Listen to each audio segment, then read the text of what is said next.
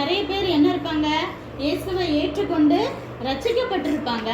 ஆனால் என்ன பண்ணிகிட்டே இருப்பாங்க, அந்த பழைய பாவத்தையே திரும்பி திரும்பி பார்த்துட்டே இருப்பாங்க.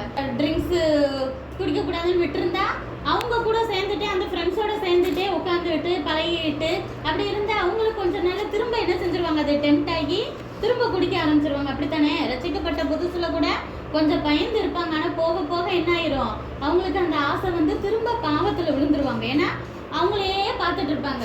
அதனால தான் தேவன் என்ன சொல்வாருன்னா, அந்த பாவத்தையும் பார்க்கக்கூடாது.